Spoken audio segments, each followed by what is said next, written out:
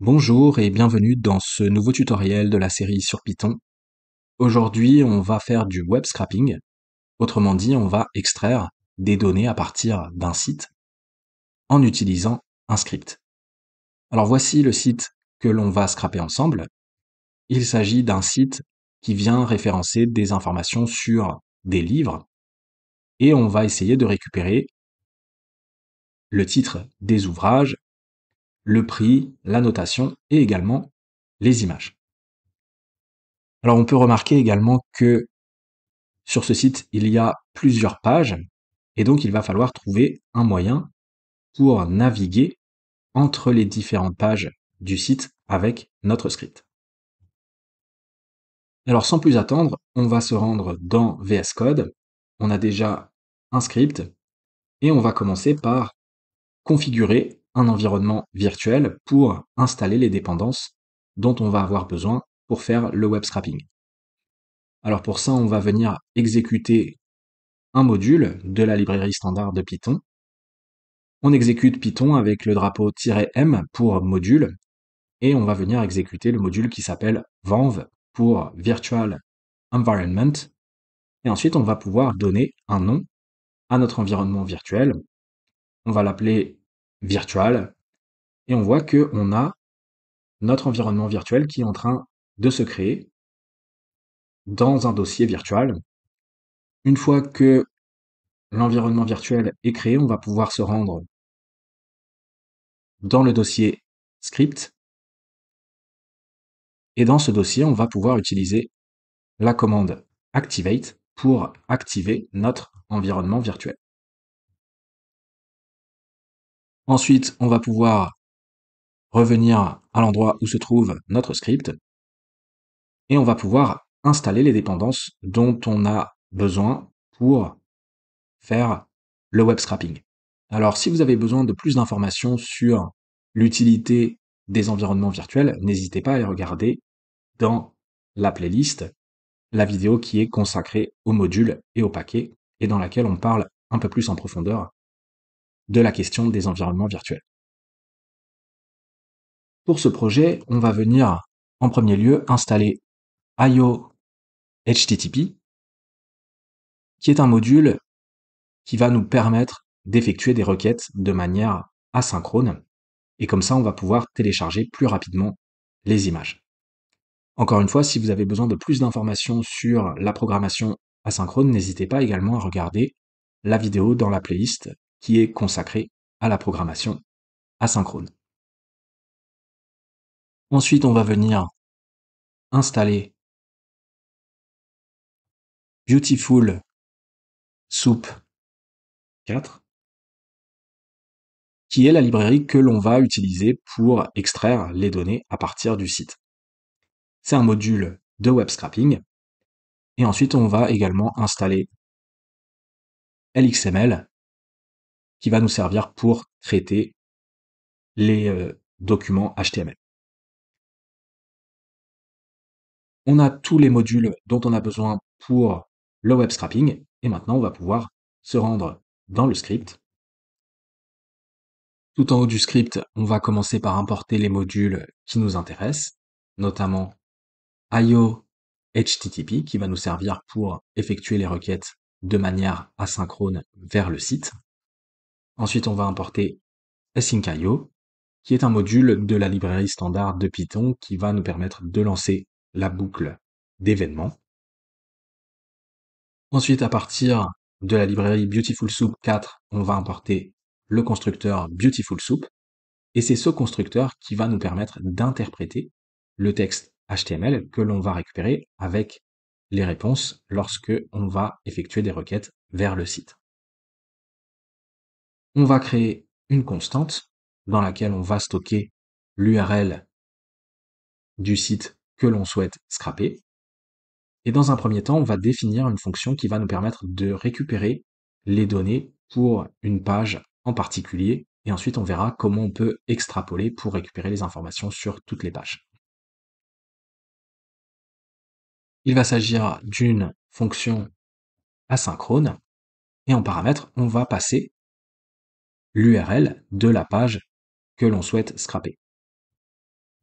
Ensuite, on va pouvoir utiliser notre module IO HTTP pour créer une session. Pour ça, on va utiliser le contexte manager de manière asynchrone. Et avec notre session, on va pouvoir envoyer une requête vers l'URL en utilisant la méthode get. On devrait récupérer une réponse. Et ensuite, on va utiliser le constructeur Beautiful Soup pour interpréter le texte HTML que l'on va récupérer à partir de la réponse. Comme on fait les choses de manière asynchrone, on n'oublie pas de rajouter le mot-clé await. Et en deuxième argument du constructeur, il faut préciser un type d'analyseur. Dans notre cas, on va analyser des données HTML. Alors on va passer HTML parser. Alors pour que tout fonctionne correctement, il faut que vous ayez bien installé la librairie LXML qui sert justement pour le traitement des documents HTML. On devrait comme ça récupérer un objet soup et sur cet objet, on va pouvoir utiliser différentes méthodes pour extraire le contenu des balises HTML de la page. Alors justement, à ce stade, on va pouvoir se rendre à nouveau dans le navigateur et on va essayer de regarder où se trouvent les informations qui concernent les livres. On va afficher le code source de la page et on va scroller. Au début, on a le menu avec des listes items. Et si on continue de scroller, on va zoomer un peu. On remarque que les informations pour chaque livre sont contenues dans des balises articles. Et ces balises articles possèdent la classe ProductPod. À chaque fois, on va avoir dans ces balises articles un lien avec une image. On va avoir un paragraphe avec la notation. On va avoir également un H3 avec à l'intérieur le titre du livre. On va avoir un autre paragraphe avec le prix et un dernier paragraphe pour indiquer si le livre est en stock. Et donc on va pouvoir récupérer le contenu de toutes ces balises articles qui possèdent la classe ProductPod.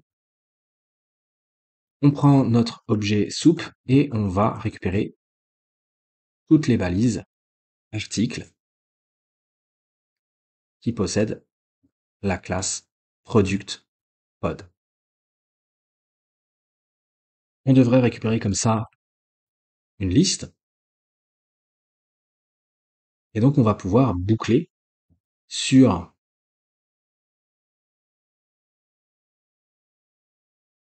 les différents livres.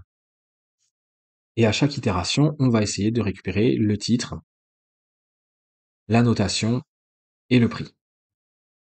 Alors on va retourner dans le navigateur et on va commencer par récupérer le titre. On voit que le titre est contenu dans un H3. À l'intérieur du H3, on a un lien. Et au niveau du lien, on a un attribut title qui contient le titre du livre. Alors on prend notre livre qui correspond à une balise article. Et sur cette balise, on va aller récupérer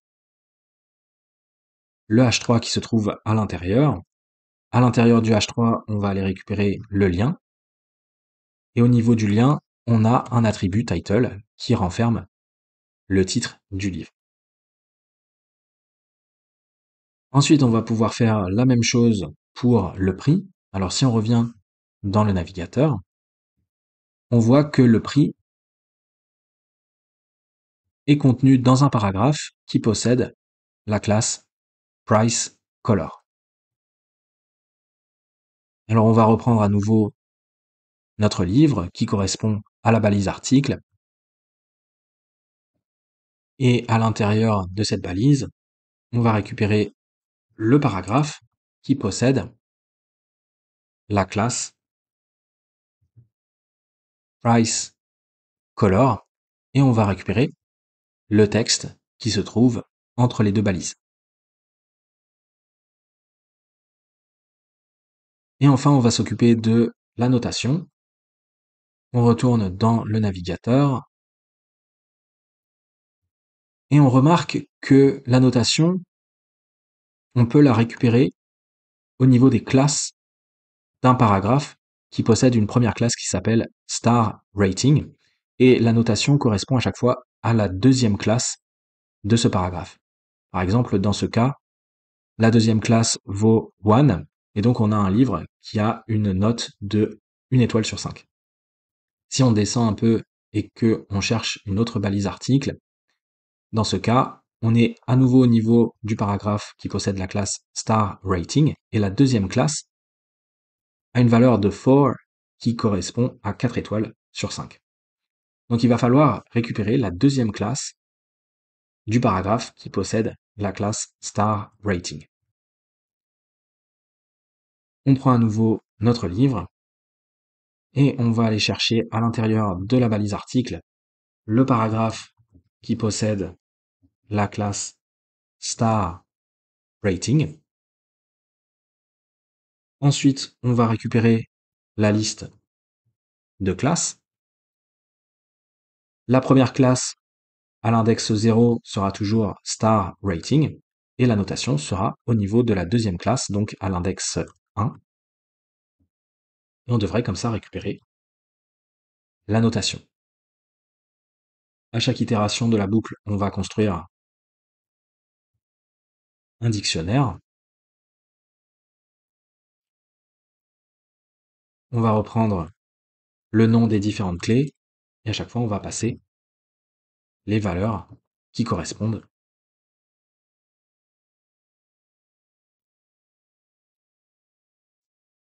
Et ensuite, à chaque itération, eh bien, on va rajouter ce dictionnaire dans une liste qui va contenir les informations sur tous les livres de la page. Donc on crée une liste vide et à chaque itération, on prend la liste et on rajoute le dictionnaire à l'intérieur de la liste. Et ensuite, pour l'instant, ce que l'on pourrait faire, c'est venir boucler sur la liste de livres et à chaque fois, on va afficher les informations. On a notre fonction qui est prête, on va pouvoir exécuter la fonction. On va s'assurer que on exécute bien le script directement, en s'assurant que la valeur de la variable magique name équivaut bien à main, et on va lancer notre boucle d'événements, et à l'intérieur, on va passer notre coroutine. On attend en argument l'URL de la page que l'on souhaite scraper, alors on va passer l'URL de base, qui devrait correspondre normalement à la première page. On exécute le script, et on récupère bien les informations sur les livres de la première page du site. À chaque fois, on a le titre, le prix et la notation.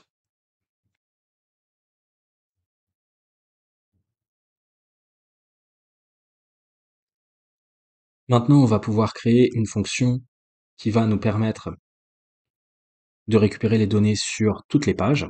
À nouveau, il va s'agir d'une fonction asynchrone. Dans cette fonction, on va commencer par définir une liste qui au départ va être une liste vide et au fur et à mesure, on va venir mettre les données sur tous les livres dans cette liste. On va définir également une autre variable pour représenter la page sur laquelle on se trouve. Et au départ, on va commencer par la première page. Au niveau de cette fonction, on va pouvoir également créer notre session avec IO HTTP. Et à l'intérieur du contexte manager, on va pouvoir créer une boucle infinie qui va nous permettre à chaque fois de passer à la page suivante. Alors justement, pour comprendre comment fonctionne le système de pagination sur le site, on va retourner dans le navigateur, on va cliquer sur le bouton Next, et si on regarde l'URL, on voit que après l'URL de base, on a /catalogue, ensuite /page, et le numéro de la page. Et donc par exemple, si on vient changer le numéro de la page, en mettant par exemple 3, on arrive bien sur la troisième page. Et si on remet 1 après le tiret, on revient sur la première page. Et donc on va pouvoir utiliser une f-string pour insérer dynamiquement le numéro de la page dans l'URL. On va créer une variable pour représenter l'URL. On va d'abord commencer avec l'URL de base, qui se termine bien par un slash, et après le slash, on va mettre catalogue slash page tiré, et à cet endroit, on va pouvoir insérer dynamiquement le numéro de la page. On a donc créé une variable qui nous permet de représenter l'URL sur lequel on est en train d'itérer. On va rajouter un message dans le terminal. Et comme on a notre URL, maintenant on va pouvoir utiliser notre fonction qui permet de récupérer les données pour une page en particulier, et on va pouvoir passer ici l'URL de la page courante. Alors on va modifier légèrement la fonction puisque en premier paramètre, on va passer également la session que l'on vient de créer juste au-dessus.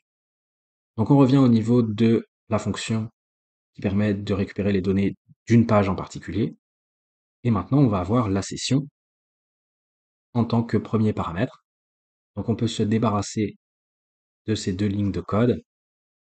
On prend la session et on va effectuer une requête vers l'URL et on va attendre la réponse.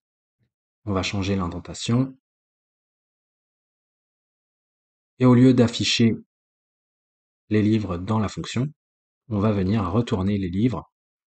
Alors d'ailleurs, on pourrait être un peu plus explicite au niveau du nom de la variable. On va mettre plutôt books data pour éviter les confusions. Et on va également retourner l'objet soup puisqu'on va s'en servir dans la fonction principale. Donc on devrait récupérer ici les données pour une page en particulier et également l'objet soup.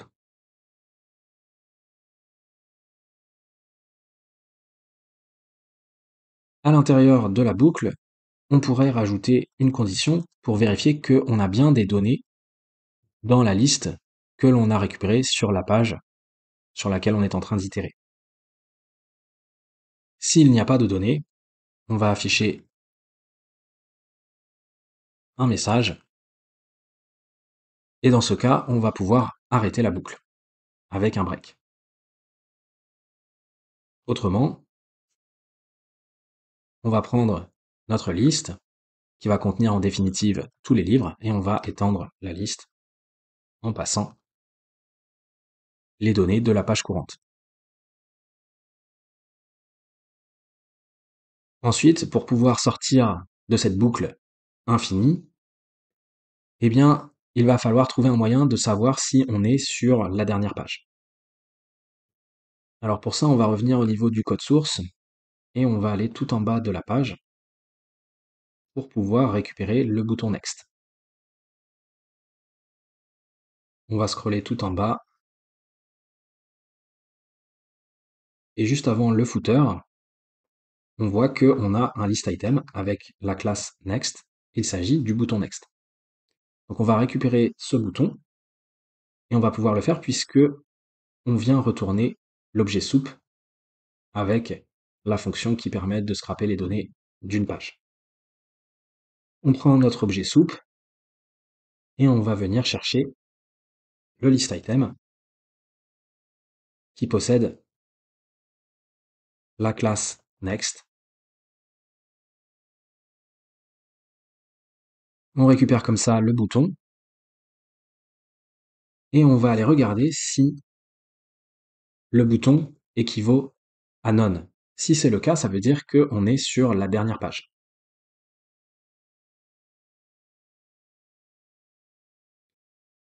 Et dans ce cas, à nouveau, on va pouvoir arrêter la boucle avec un break. Autrement, eh bien, on peut passer à la page suivante et donc simplement on va venir incrémenter la valeur de page number. Une fois qu'on a récupéré toutes les données, eh bien pour l'instant, on va se contenter d'afficher les données dans le terminal.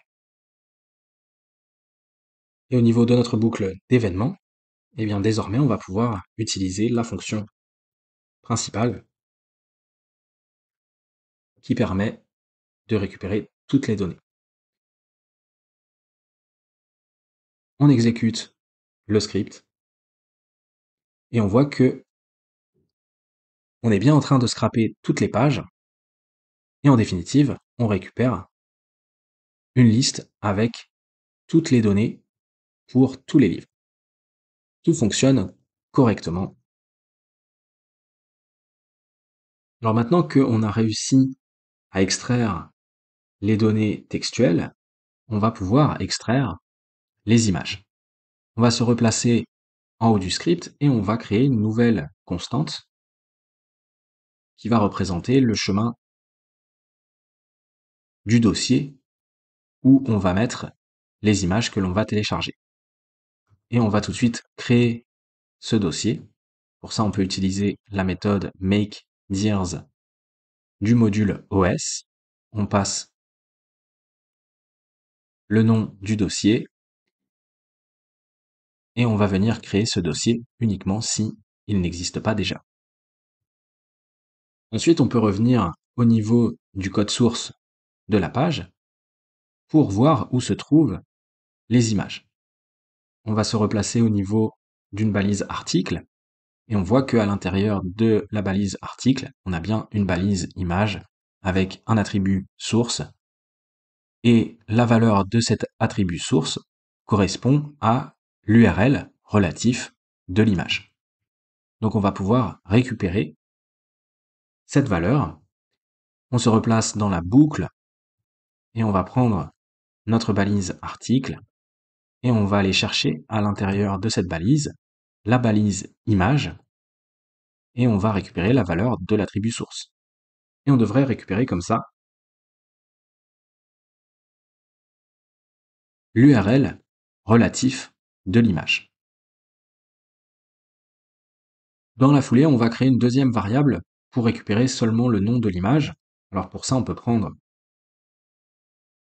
l'URL et on va venir découper l'URL avec la méthode split au niveau du slash et on va récupérer le dernier élément de la liste et ça devrait correspondre au nom de l'image. Donc si on revient dans le code source, lorsque on va découper la chaîne de caractères au niveau du slash et lorsque on va récupérer le dernier élément de la liste, on devrait bien récupérer le nom de l'image avec son extension. On va en profiter pour rajouter quelques clés dans nos dictionnaires avec les informations pour chaque livre. On va rajouter une clé pour l'URL et on va passer l'URL relatif et on va rajouter également une autre clé pour renseigner le chemin où se trouve l'image dans le dossier. Alors pour ça, on va utiliser la méthode join et on va joindre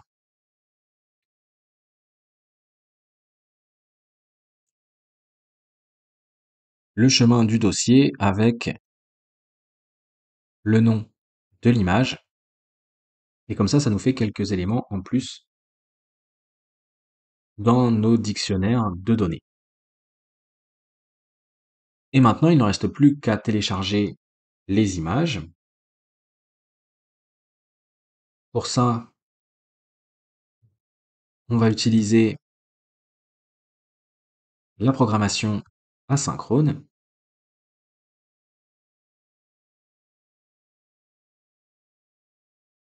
pour créer à chaque fois une nouvelle tâche. Et pour chaque tâche, on va créer une coroutine qui va nous permettre de télécharger l'image. En paramètre, on va passer la session, on va passer le chemin relatif de l'image et également le nom de l'image.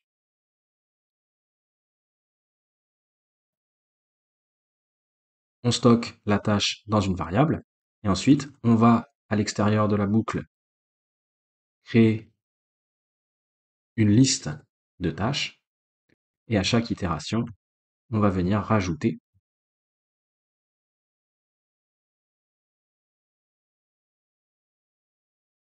les tâches dans la liste de tâches. Et surtout, on n'oublie pas, lorsque on sort de la boucle, de rassembler les tâches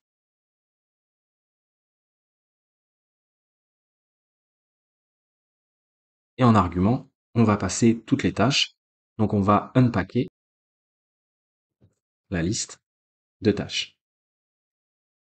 Et maintenant, il ne reste plus qu'à créer notre fonction pour télécharger les images.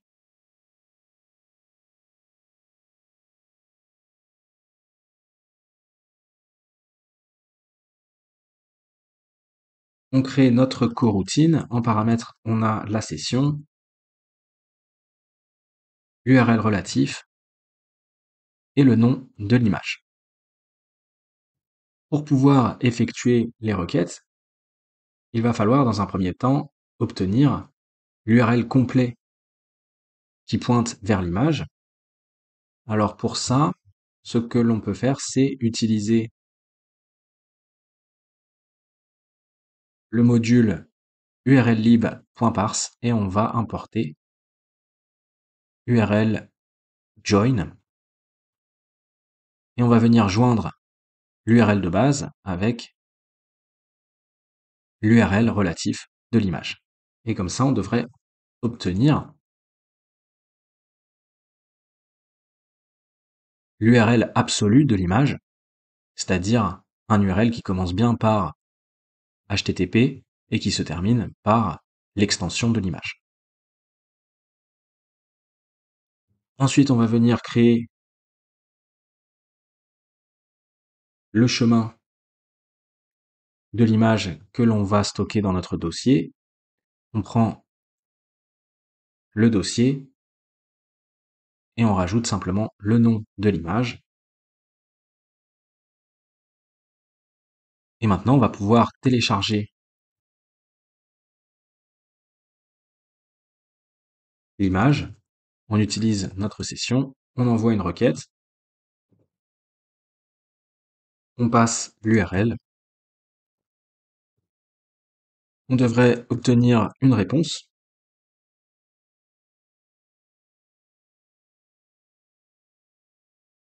Et on va récupérer les données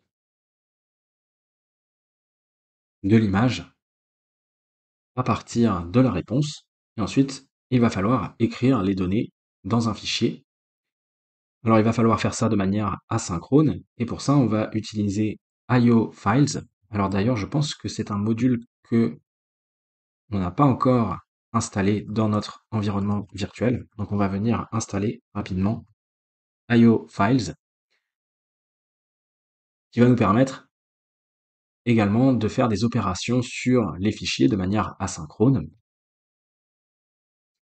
On a rajouté le module, on va pouvoir l'importer.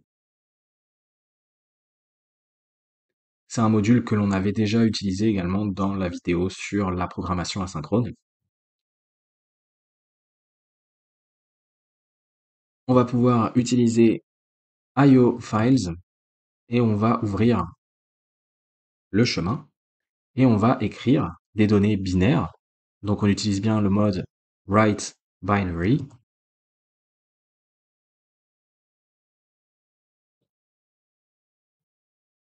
Et on va écrire les données dans le fichier. Et en définitive, on pourrait retourner le chemin de l'image. On va pouvoir tester notre script. On exécute. Et on voit qu'on est en train de scraper au fur et à mesure toutes les pages. Et on a bien notre dossier image qui a été créé. Et si on regarde à l'intérieur du dossier, on récupère bien au fur et à mesure toutes les images qui sont téléchargées et stockées dans le dossier.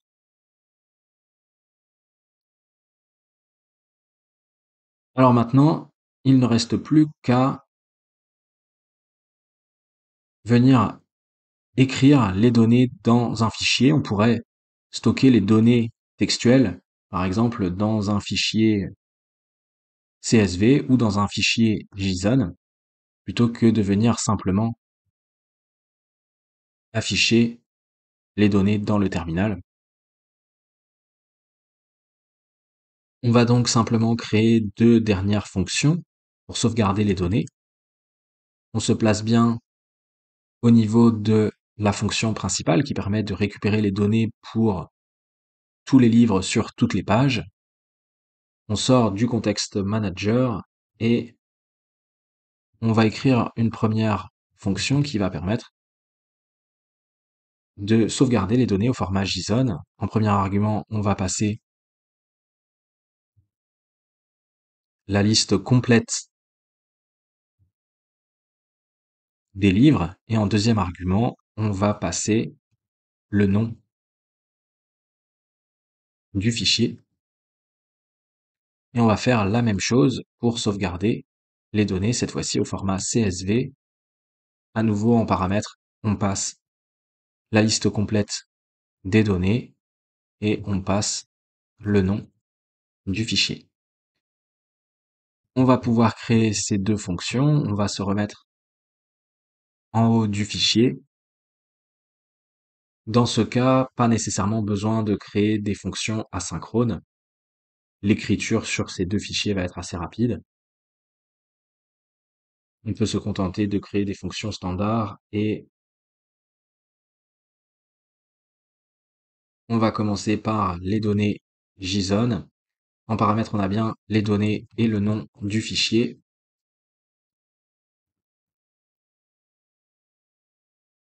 On va ouvrir le fichier en mode écriture et au niveau de l'encodage, on va bien utiliser UTF-8.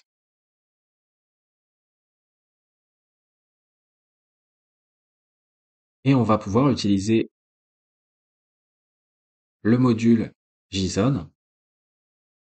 On a accès à une méthode dump et on va pouvoir mettre les données dans le fichier. Et au niveau de l'indentation, on va mettre 4, comme ça sera plus lisible. Et on va également faire en sorte de préserver les caractères ASCII, si par exemple on a des caractères ASCII au niveau des titres des livres, et on pourrait rajouter également un message dans le terminal. Une fois que l'opération est terminée, on va dire que les données sont sauvegardées dans, et on va passer le nom du fichier. On va faire la même chose pour les données au format CSV.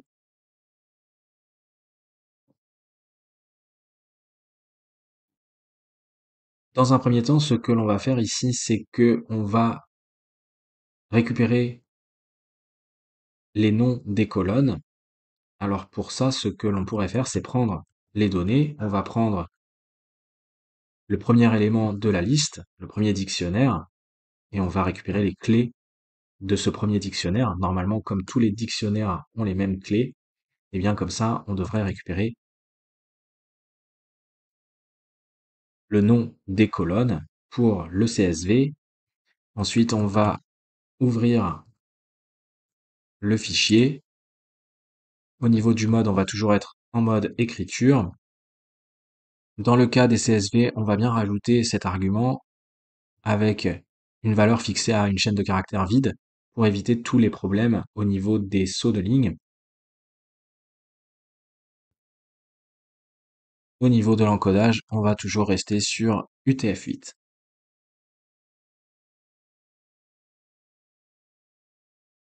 et on va pouvoir utiliser le module CSV. Alors d'ailleurs, il y a également une vidéo dans la série qui est consacrée à ce module CSV. Ici, simplement, on va utiliser le constructeur dict_writer. En paramètre, on va passer le fichier et on va passer également nos colonnes. On obtient notre objet writer et dessus, on peut utiliser la méthode writeHeader pour écrire les colonnes. Et ensuite, on va pouvoir écrire les différentes lignes avec la méthode writeRows et en argument, on passe les données. Et comme précédemment, on va rajouter un message pour dire que les données sont sauvegardées dans le fichier. On sauvegarde, on lance à nouveau notre script, on scrape les différentes pages,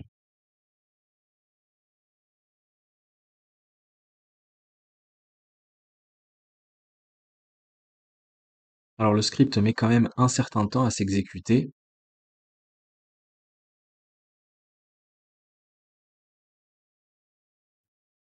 et en définitive, on a bien notre dossier avec toutes les images qui correspondent aux couvertures des livres, et on a bien nos deux fichiers avec, dans le premier, les données au format JSON, on retrouve le titre, le prix, la notation, l'URL de l'image et le chemin de l'image. Et on a la même chose normalement dans un fichier CSV. Tout en haut du fichier, on retrouve bien le nom des colonnes. Et ici, on a un fichier CSV avec des virgules au niveau du séparateur. Tout fonctionne correctement. Et voilà, c'est ainsi que s'achève cette vidéo sur le web scrapping. Alors j'espère que ça vous aura plu. Et je vous dis à bientôt peut-être pour une prochaine vidéo de la série sur Python.